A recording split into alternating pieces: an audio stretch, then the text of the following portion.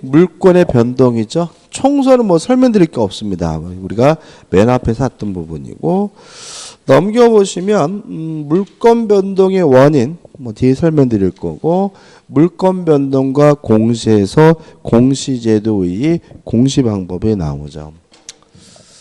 일단 공시라는 말 자체의 뜻은 대외적으로 밝힌다, 대외적으로 보여주는 것을 우리가 공시라고 합니다. 뭐 예를 들어서 국회의장이 의사 일정을 공시했습니다, 이런 말을 쓰죠. 산업인력관리공단 이사장이 2019년도 공인중개사 시험 일정을 공시했습니다, 이런 말을 쓰잖아요. 그죠? 그래서 공시라는 말은 대외적으로 보여주는 것, 밝히는 걸 우리가 공시라고 해요. 그러면 이제 우리가 다 끝나요. 제가 부동산에 대해서 권리가 있어요. 그 사실을 대외적으로 보여주려면 뭐 하면 되냐면 등기를 하면 되고요. 동산에 대해서 제가 물권이 있다는 사실을 제가 여러분들한테 보여주고 싶어요. 그럼 뭐 하면 되는 거죠? 점유를 하면 되는 거죠. 따라서 부동산 등기, 동산의 점유는 대외적으로 권리자임을 보여주는 방법, 뭐가 되는 거죠? 공시 방법이 되는 거고요. 또 부동산은 등기, 동산은 점유, 이 공시 방법을 갖추게 되면 결과적으로 자신이 권리자임을 대외적으로 보여주게 되는데, 이걸 우리가 뭐라 그러냐면 공시의 원칙이라고 해요.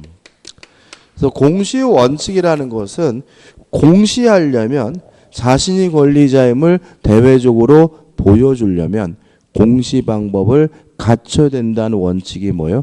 공시의 원칙이에요. 그래서 우측에 맨 위에 보시면 공시 원칙 의의가 있잖아요. 한번 읽어볼게요. 물권 변동을 외부에 인식할 수 있게 하기 위하여, 다시 말하면 대외적으로 보여주기 위하여 공시 방법을 갖춰야 한다는 원칙이 뭐죠? 공시 원칙이고요. 이러한 공시 원칙이란 입법주의가 두 가지가 있는 거죠. 첫째, 형식주의 또는 성립요건주의와 의사주의, 대항요건주의가 있습니다. 형식주의는 우리 민법이 채택하고 있는 주의고요. 의사주의는 쪽발이들이 일본 민법이 채택하고 있는 주의고요. 형식주의는 독일 민법이 채택하고 있기 때문에 독일법주의에서 독법주의라고 하고요. 의사주의는 프랑스 민법이 채택하고 있는데, 프랑스를 우리가 불란서라고 하잖아요. 불란서법에서 불법주의라고 하는 거죠. 우리 형식주의부터 생각해보면 이런 얘기입니다. 갑이라는 사람이 A라는 건물을 가지고 있어요. 을과 만나가지고 매매 계약을 하고 을이 갑에게 대금을 다 지급했더라도 아직 을에게는 뭐가 없죠? 소유권이 없죠. 갑에서 을로 이전 등기를 받아야 비로소 을은 뭘 갖게 되냐면 소유권을 갖게 되거든요. 따라서 을이 소유권을 취득하려면 등기와 같은 특별한 형식을 갖춰야 된다. 그래서 뭐죠? 형식주의라고 하고요. 갑에서 을로 소유권이 넘어오려면, 물권 변동이 성립되려면 뭐가 필요하죠? 등기가 필요하니까 형식주의를 다른 말로 뭐라고 하는 거죠? 성립요건주의라고 하는 거죠. 이에 반해서 의사주의는 좀 다르다. 그죠? 다르다.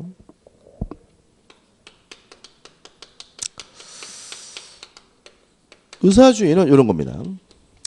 갑이 A라는 건물을 가지고 있는데 을과 만나가지고 매매 계약을 하고요. 을이 갑에게 대금을 다 줬어요. 그랬더니 갑이 을에게 뭐라 그러냐면 이제부터 이 건물은 당신 거래요. 그러면 을의 입장에서는 등기하지 않아도 갑이 을에게 소유권을 넘겨준다는 의사의 합치만 있으면 그것만으로 바로 소유권을 취득하는데, 이런 주의를 우리가 뭐죠? 의사주의라고 합니다. 그래서 의사주의란 등기 없이 소유권을 넘겨준다는 뭐만 있으면요? 의사의 합치만 있으면 소유권을 취득한다. 그래서 뭐죠? 의사주의라고 하고요. 그러면 을은 등기 안 했더라도 뭐가 있어요? 소유권이 있죠. 그럼 뭐하러 등기하느냐? 등기하는 이유는 뭐냐면 이 상태에서도 을이 소유권이 있지만 갑이 마음을 바꿔서 병한테 팔아먹고 병한테 이전 등기를 해줘 버리면 을은 자신의 소유권을 가지고 병에게 뭐 하지 못하냐면 대항을 못해요. 그래서 을이 등기하는 이유는 소유권을 취득하려고 등기하는 것이 아니라 제3자에게 대항하기 위해서 등기하는 거기 때문에 의사주의를 다른 말로 뭐라고 하냐면 대항요건주의라고 하는 거죠. 다시 한번요. 의사의 합치만 있으면 등기 없이도 소유권을 취득한다. 뭐죠? 의사주의. 다만 등기를 해야 자신의 소유권을 가지고 제3자에게 대항할 수 있다. 이게 뭐죠? 대항요건주의. 이렇게 되는 거죠. 근데 여기서 좀 조심할 게 있어요. 가끔 어떤 책을 보면 공시원칙의 개념을 형식적으로 적어놓은 책이 있어요. 가끔 보면. 그래서 공시원칙이란 물권이 변동되려면 등기를 해야 되는 것이 공시원칙이다. 이렇게 설명된 책이 있거든요. 잘못된 책이다. 왜냐하면 물권이 변동되려면 등기해야 되는 것은 공시원칙이 아니라 뭐죠? 형식주의인 거예요. 다시 말하면 공시원칙이라는 것은 권리자임을 대외적으로 보여주기 위해서 공시 방법을 갖춰야 된다는 원칙이 뭐죠? 공시원칙이거든요. 그러면 대항요건주의도 의사주의도 공시원칙이 관철되고 있음을 알 수 있어요. 자, 왜냐하면 을은 자신의 소유권을 가지고 병에게 대항하려면 뭐가 필요하다고요? 등기가 필요하잖아요. 결과적으로 을도 자신이 소유자임을 대외적으로 보여주려면 뭐가 필요해요? 등기가 필요하니까 의사주의도 뭐가 관철되고 있는 거죠? 공시원칙이 관철되고 있는 거니까 오해 없으시기 바라고요. 그 다음에 왜 재수없게 우리가 1번 것까지 공부를 해야 되느냐? 이유는 1번 게 아니라는 거죠. 우리 민법은 60년 1월 1일부터 시행이 됐어요. 따라서 60년 1월 1일 이후부터 우리나라가 뭐죠? 형식주의지만 그전에는 우리나라에 민법이 없었기 때문에 어느 나라 민법을 쓰고 있었냐면 일본 민법을 쓰고 있었거든요. 따라서 59년 12월 31일까지는 우리나라가 뭐였던 거예요?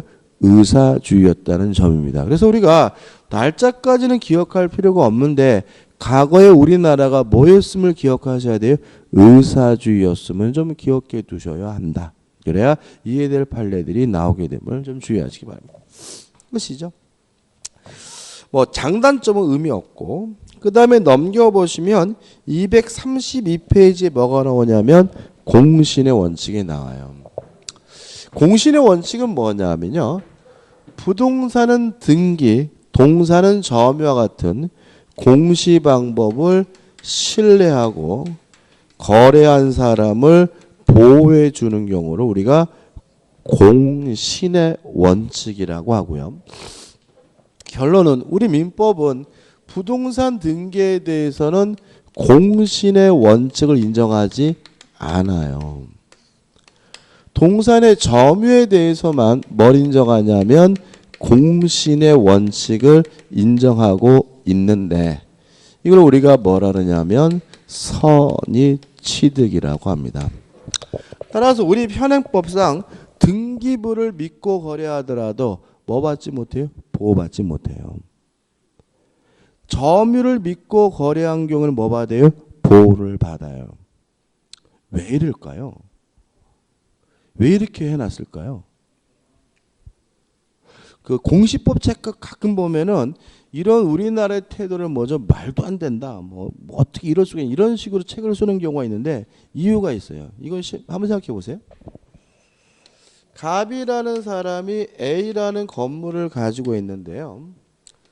을이 불법으로 서류를 위조해 가지고 자기 앞으로 등기해 놨어요. 요 등기는 뭐죠? 무효죠. 그죠? 근데 을이 또다시 병에게 뭐죠? 팔아먹었단 말이죠. 팔아먹고 병에게 이전 등기를 하면 만약에 공신의 원칙이 인정된다면 병은 뭘 가져야 돼요? 소유권을 갖게 되고요. 현행 민법처럼 부동산 등기에 대해서 공신의 원칙 인정하지 않으면 병은 뭘 갖지 못해요? 소유권을 갖지 못하거든요. 왜 그러느냐? 자, 한번 생각해 보세요. 공신의 원칙이 인정이 되면 병은 소유권을 취득하는 대신 갑이 완전 맛이 가죠.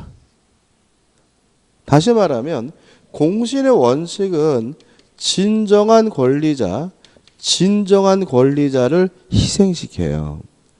그 대신 병은 매매 계약할 때 안심하고 살 수 있죠. 뭐만 확실하게 확인하면 돼요? 등기부만 확실하게 확인하면 되잖아요. 다시 말하면 거래의 안전은 보호를 해줘요. 근데 현행 민법처럼 공신의 원칙이 인정되지 않으면 누가 보호가 되냐면 갑이 보호되죠. 그죠? 다시 말하면 진정한 권리자는 뭐가 되냐면 보호가 되는데 병의 입장에서 거래할 때 조심해야죠. 등기부만 믿으면 안 되죠. 을이 어떻게 자기 앞으로 등기했는지 확인해야 되겠죠. 다시 말하면 거래할 때마다 조마조마다 거래의 안전은 뭐하게 돼요? 희생당하게 되거든요. 그죠? 자, 생각해 보자고요. 거래가 부동산이 빈번해요? 동산이 빈번해요? 동산이 압도적으로 빈번합니다. 따라서 거래의 안전은 부동산보다 동산에 대해서 거래 안전을 보호할 필요가 더 큰 거예요. 다시 말하면 부동산 거래는 안 하고도 살 수 없지만 동산 거래 안 하면 뭐죠? 살 수가 없는 거예요. 그 다음에 또 부동산이 비싸요? 동산이 비싸요? 부동산이죠. 부동산이 뭐죠? 압도적으로 비싸요. 그렇기 때문에 진정한 권리자를 보호할 만한 가치가 필요성이 더 큰 거는 오히려 가치가 비싼 뭐예요? 부동산인 거예요. 그래서 부동산은 공신의 원칙 인정하지 않는 거예요. 다시 말하면 부동산은 동산보다 엄청난 고가이기 때문에 거래 안전보다는 뭐가요? 진정한 권리자의 보호가 더 크고요. 거래도 빈도가 뭐죠? 적다는 거죠. 이에 반해 동산은 저렴할 뿐만 아니라 뭐죠? 거래의 빈도가 엄청나게 많기 때문에 진정한 권리자보다는 거래 안전을 보호에 치중할 수밖에 없고요. 따라서 동산의 점에 대해서는 공신의 원칙을 인정하고 부동산의 등기에 대해서는 뭘요? 공신의 원칙을 인정하지 않습니다. 그래서 부동산 등기에 대해서 공신의 원칙이 인정이 되려면 반드시 진정한 권리자를 보호할 수 있는 방법이 마련돼야 돼요. 근데 재밌는 거는 독일은 부동산 등기에 대해서 공신의 원칙 인정하거든요. 근데 이렇게 등기법, 공시법 교재 보면 뭐 실형식적 심사주의가 아니라 걔네는 뭐 실질적 이런 거 나오거든요. 그게 중요한 게 아니라 왜 독일은 공신의 원칙을 등기에 대해서 인정하냐면 권원보험이라는 보험 때문에 그래요. 이게 무슨 말이냐면 갑이 자기 앞으로 등기할 때 권원보험이라는 보험을 가입해요.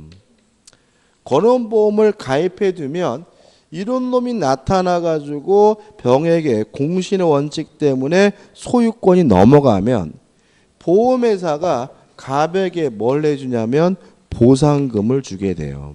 그래서 이 권원보험 때문에 뭐죠? 공신의 원칙이 인정되더라도 진정한 권리자가 뭘 받을 수 있어요? 보호받을 수가 있기 때문에 독일은 등기에 대해서 공신의 원칙 인정하는 거고요. 그럼 우리나라 그러면 요 권원보험료가 비쌀까요, 쌀까요? 아주 싸요. 아주 쌉니다. 왜 그러냐면은 보험료라는 것은 사고 빈도에 따라서 보험료가 다르잖아요. 자동차 보험료는 비쌉니다. 그 아파트 화재 보험료는 의외로 싸요. 왜요? 아파트 화재는 먼저 잘 안 나니까. 이것도요, 서류가 위조돼서 넘어가는 거 사람이 살면서 한 번이나 겪을까 말까 하는 아주 신기한 일이기 때문에 사고 빈도가 적기 때문에 보험료가 굉장히 싸고요. 몇 년 됐는데 아무튼 1억 정도 기준으로 해서 한 15,000원이에요. 1년에 15,000원이 아니라 그냥 뭐예요? 영원히. 그래서 만약에 3억짜리 아파트를 사면 한 뭐 45,000원 정도 내면은 영원히 건원보험에 가입하게 되거든요. 그럼 이렇게 좋은 거 우리나라는 왜 도입을 안 하느냐? 이거 또 재밌어요. 우리의 민족성 때문에 그래. 우리는요, 뭐라 그러냐면, 세계 사람들이 봤을 때 극악무도한 민족입니다. 그러니까 그런 얘기 있잖아요. 그 원조 받다가 원조를 주게 된 유일한 국가. 그죠? 그죠? 왜 이러느냐? 여러 가지 이유가 있는데 전세주 이해 못하는 행동을 우리가 많이 합니다. 우리 부모님 세대를 보면은 집이 먹을 게 없더라도 애들을 학교를 보내셨잖아요. 그죠? 근데 이 우리나라를 제외한 다른 민족은요, 돈이 없을 때 가장 제일 먼저 줄이는 돈이 뭔지 아세요? 교육비를 먼저 줄여요. 교육비를. 돈 없으면 애들 학교 안 보내고요. 일차지를 찾아서 뭐죠? 다른 일을 시키려고 해요. 근데 그런 것이 우리는 없단 말이죠. 그죠? 그래서 우리는 심지어 대출 받아서라도 뭐예요? 학원에 보내잖아요. 그죠? 뭐 이거는 사람들이 봤을 때 이해를 못 하는 거예요. 제일 먼저 뭐죠? 교육비를 주고 그다음에 뭐예요? 영화 관람비 뭐 이런 걸 주려는 거죠. 그죠? 근데 우리가 보면은 이런 거 많아요. 그 미국 메이저리그 야구단은 연봉이 엄청나잖아요. 그죠? 근데 LA의 야구 미국도 두 개가 있잖아요. 그죠? 근데 얘네들은 LA가 우리 서울하고 인구가 비슷한가요? 서울보다 작습니다. 근데도 야구단이 두 군데인데 어마어마하게 연봉을 많이 주는 이유는 그만큼 야구장을 많이 가서 그러는 거예요. 우리는 야구장 가는 것보다 뭐가 중요한 거예요? 애들 학원비가 중요한 민족이에요. 그래서 실제로 야구장이 레저 산업이 잘 안 되는 이유는 뭐 때문인 거예요? 학원 때문에 그러는 거예요. 그러니까 우리는 애들 학원비를 먼저 쓰고 남는 돈이 있으면 뭐예요? 야구장도 가고 영화관도 가고 그러니까 이게 뭐예요? 이게 게임이 안 되는. 걔네들은 뭐예요? 학원비보다 뭐예요? 야구장 가는 게 중요한 나라죠. 아무튼 우리는 뭐 특이한 민족입니다. 그래서 우리는 어떤 민족이냐면 공짜면 양잿물도 먹는 민족이에요. 죽는데, 그죠? 자, 이게 어떤 문제가 있냐면 도덕적 해에 취약해요. 만약에 건원보험제도가 우리나라에 도입되어 있으면 셋이 짜면 보험회사만 아웃돼요. 예를 들어 이 아파트가 20억짜리예요. 그래서 만약에 셋이 짜면 얼마가 떨어져요? 20억이 떨어지니까 이게 도덕적 해에 굉장히 뭐예요? 취약하기 때문에 우리가 무서워서 건원보험을 도입하지 못하고 있고요. 건원보험이 도입되지 않는 한 우리는 뭐죠? 등기에 대해서 공신의 원칙 인정할 수는 없는 상태입니다. 아무튼 우리는 부동산 동산에 대해서는 공신의 원칙 인정하지만 부동산 등기에 대해서 뭐죠? 공신의 원칙 인정하지 않습니다. 뭐 재밌습니다. 그 우리나라의 그 민족성에 대해서 이렇게 보면은 이거 나쁜 거예요, 좋은 거예요? 이렇게 억적하게 살았으니까 이렇게 된 겁니다. 그죠? 이거 나쁘게 볼 문제는 아니에요. 그죠? 그리고 또 그런 것도 있어요.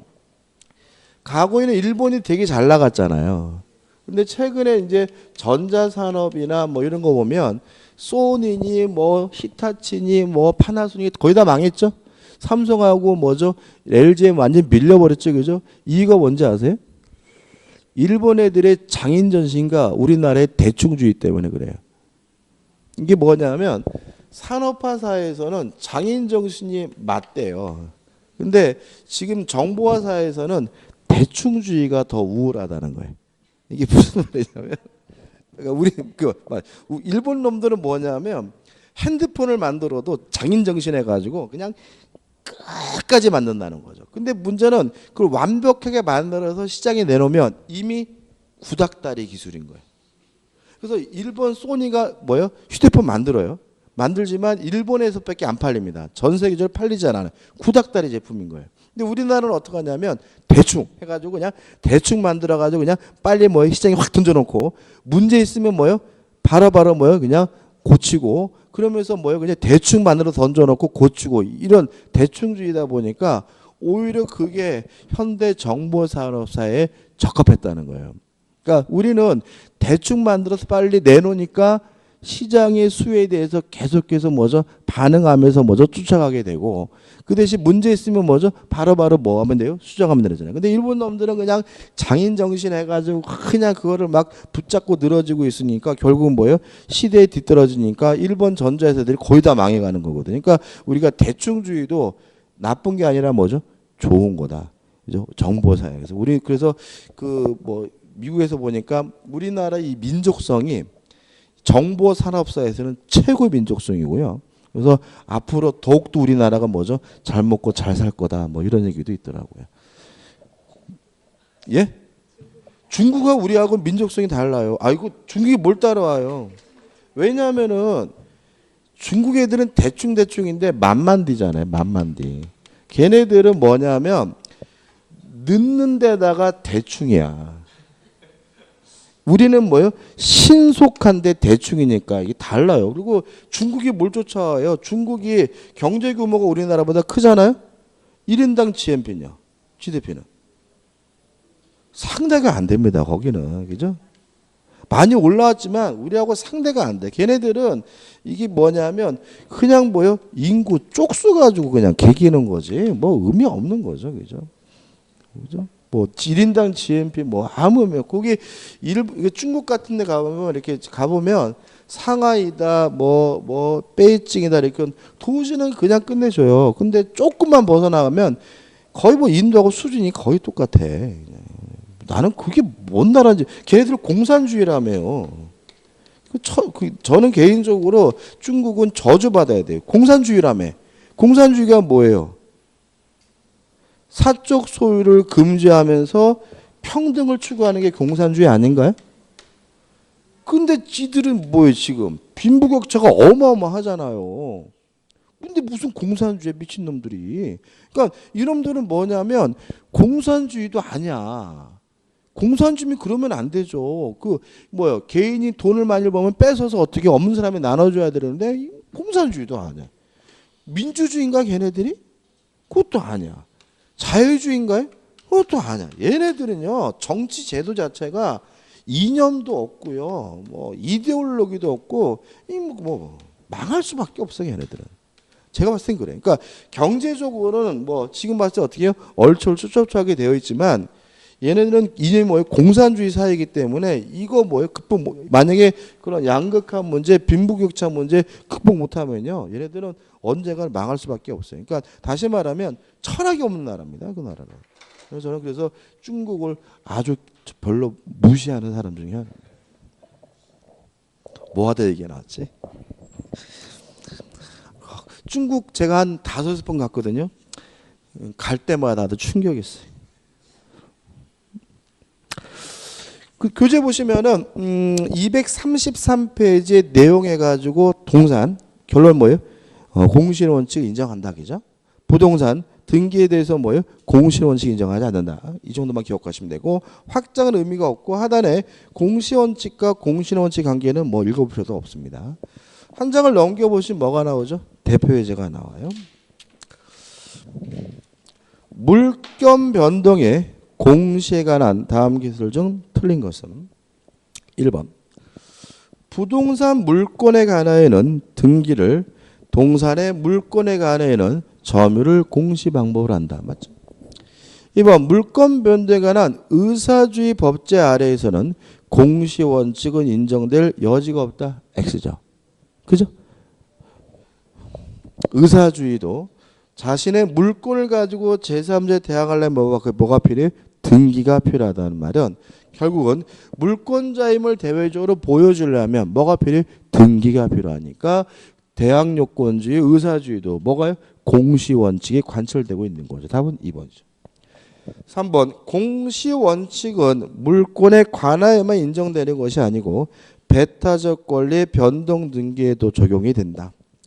4번 등기나 점유 외에도 특수한 공시 방법인 관습법상 인정되고 있다. 설명 안 드렸는데 공시 한 가지 더 있죠. 명인 방법.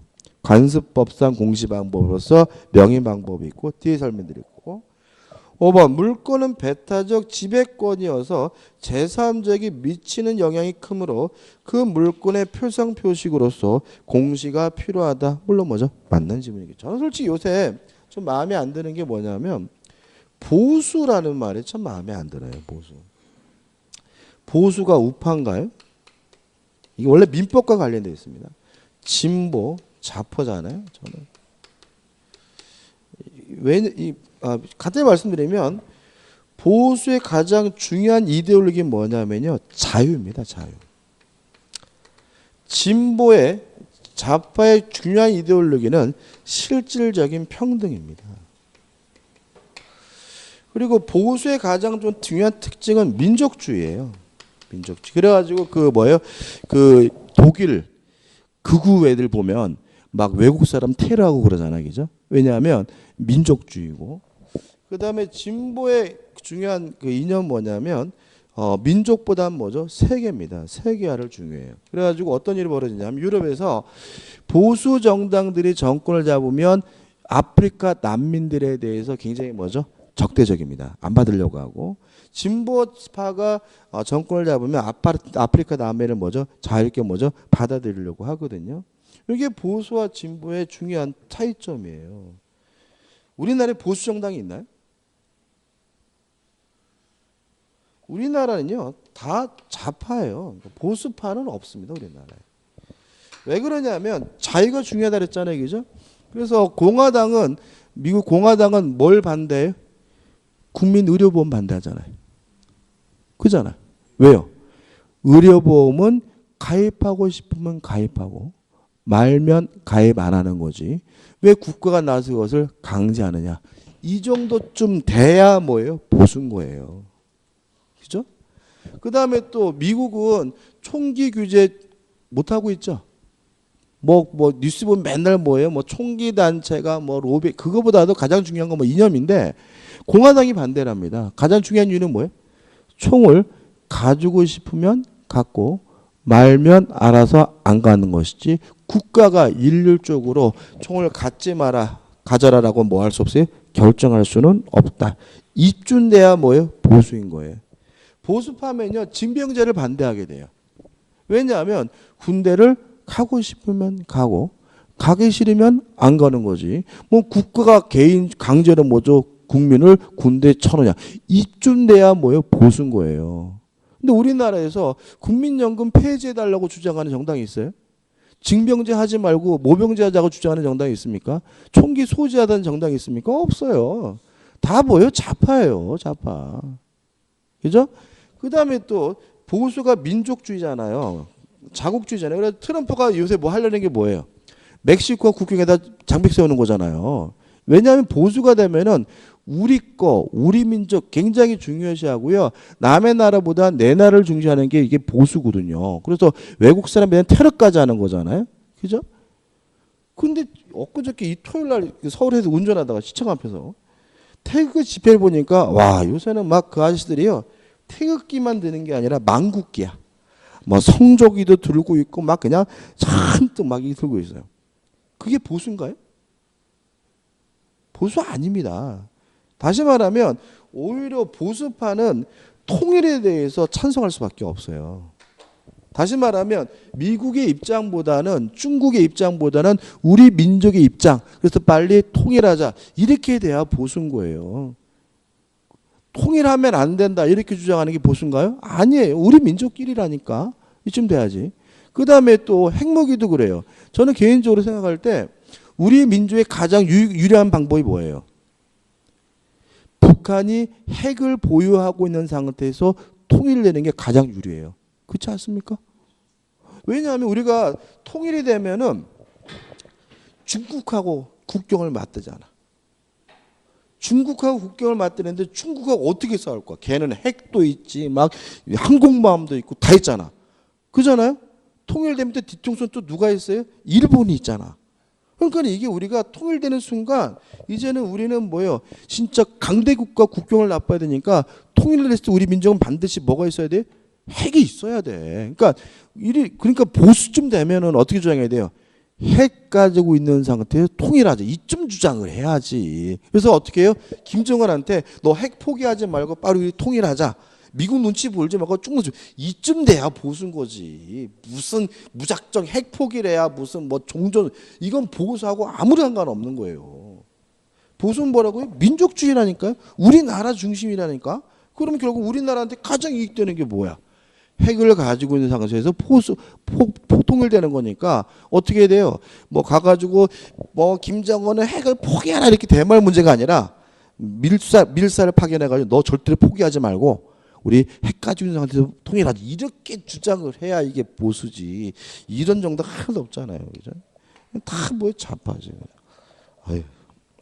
그러니까 저는 막 요새는 막 뭐 이렇게 5.18 욕도 하고 막 그러잖아요, 그죠? 그런 거 보면은 우리가 말하는 보수는 보수가 아니라 그냥 찌질이들 같고 뭐가 떠오르냐면 조선시대 때 사대주의자가 떠올라요. 기억나세요? 선조가 뭐예요? 임진왜란 나니까 어디로 도망갔어요? 중국 옆으로. 왜요? 중국한테 도움받으려고. 조금만 문제 있으면 미국이 우리를 구하소서 이거 주장하는 게 보수라며요. 그잖아요, 그죠? 그리고 괜히 또 뭐예요? 중국 기댄다고 하다가 병자로 나가지고 청나라한테 뒤지게 두드려 맞고, 그죠? 이게 뭐예요, 그냥? 제가 봤을 때는 막 미국 손적이 드는 거 이건 보수하고 상관이 없고 조선시대 때 뭐예요? 사대주의하고 똑같은 거죠. 그러니까 제가 봤을 때는 보수가 부활한 게 아니라 조선시대 때 사대주의가 부활한 것 같아요. 아무튼 마음에 안 들어요. 그다음 뭐죠? 물권행입니다. 쓸데없는 얘기 많이 해요. 중요한 부분은 아닙니다. 이미 우리가 알고 있는 부분이기 때문에 좀만 생각해 보면 되는데, 자, 물권행이라는 개념이 나오면 뭐가 나오겠어요? 채권행이라는 개념이 나오고 전에 한번 좀 했던 것 같아요, 그죠? 일단 개념은 채권행위는 뭐죠? 채권을 발생시키는 법률행위가 뭐죠? 채권행위. 물권행위는 뭐죠? 물권을 변동시키는 행위가 뭐죠? 물권행위. 이렇게 되는 거죠. 그럼 한번 생각해 보자고요. 갑이라는 사람이 A라는 건물을 가지고 있어요. 을과 만나서 첫 번째 뭘 했냐면 매매 계약을 했어요. 그리고 을은 갑에게 뭘 줬냐면 계약금을 줬고요. 그리고 중도금을 줬고 그리고 뭘 줬냐면 잔금을 줬단 말이죠. 그랬더니 갑이 을에게 뭘 내줬냐면 이전 등기 서류를 교부했고 이러한 서류를 교부해서 을이 자기 앞으로 뭘 했냐면 등기를 했어요. 보통 이런 순서로 거래하잖아요, 그죠? 그러면 1, 2, 3, 4, 5번 중에서 채권행위는 뭐예요?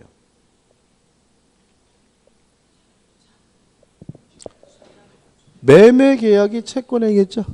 왜요? 매매 계약을 하면 갑은 을에게 매매 대금을 달라고 요구할 수 있는 뭐가요? 채권이 생기고 을은 갑에게 건물을 달라고 요구할 수 있는 뭐가 생겨요? 채권이 생기니까요. 물권행위는 뭐예요? 갑에서 을로 물권이 변동시키는 행위잖아요. 소유권이 넘어가는 행위잖아요. 5번이 뭐죠? 물권행위겠죠.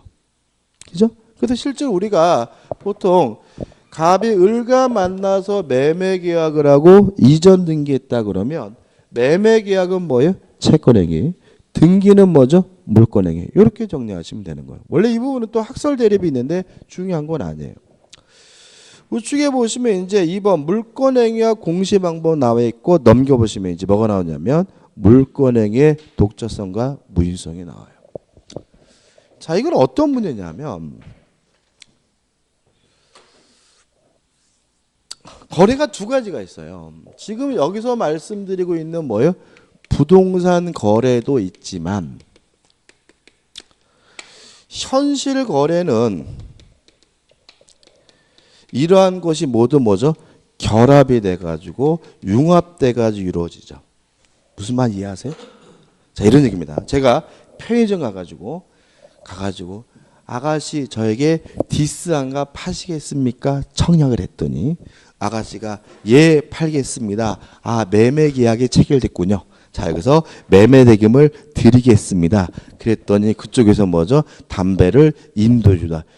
구별해서 행동하나요? 그렇게 행동하면 뭐죠? 정신병원 갑니다. 그죠?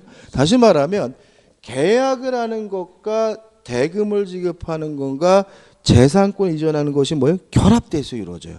아가씨 디스 안 갚하면서 뭣도 나가요? 돈도 나가고요. 그 아가씨도 뭐예요? 얘 팔겠습니다. 안 하죠. 그죠? 대충 집어가지고 뭐예요? 담배 잔돈 주잖아요. 그래서 실제로 우리가 담배를 산다, 콩나물을 산다 같은 현실 거래에서는 이러한 채권행위가 물권행위가 모두 뭐죠? 결합이 돼서 융합이 돼서 거래되고 있는 거거든요. 그럼 결국 여기서 문제는 뭐냐면 부동산 거래처럼 어디까지가 채권행위고 어디서부터 물권행위인지 명백히 구별할 수 있는 거래도 있고요. 현실 거래처럼 어디까지가 채권행위고 어디서부터가 물권행위인지 뭐 할 수 없어요? 구별할 수 없는 거래 두 가지 거래가 있는 거예요. 이해되시죠? 만약에 두 거래 중에서 부동산 거래를 원칙적 거래로 이해한다면 어디까지가 채권행위고 어디서부터 물권행위인지 뭐 할 수 있어요? 구별할 수 있다라고 인정할 테니까 물권행위의 독자성 긍정설이 돼요. 이에 반해서 부동산 거래보다 현실 거래가 더 빈번하니까 이게 원칙이 아니라 뭐죠? 이게 원칙이라고 이해하게 되면 어디까지가 물권행위고 어디까지가 채권행위인지 뭐 할 수 없어요? 구별할 수가 없다라고 이해할 테니까 물권행위의 독자성 뭐가 돼요? 부정설이 되는 거예요. 이해되시죠? 그죠? 그러니까 우리가 학설은 다 맞는 거예요. 다 맞는 겁니다. 그죠? 이런 얘기죠.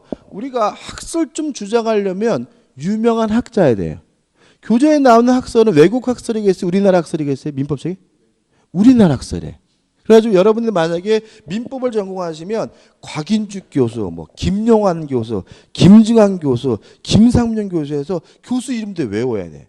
그러니까 다시 말하면 모든 학설은 다 맞는 거예요. 그죠? 그래서 이거는 결국 뭐냐면 옳고 그르고가 문제가 아니라 뭐에 관한 문제? 관점에 관한 문제예요. 그 다음에 독자성을 긍정하게 되면 다시 무인성설과 유인성설로 나뉘게 됩니다.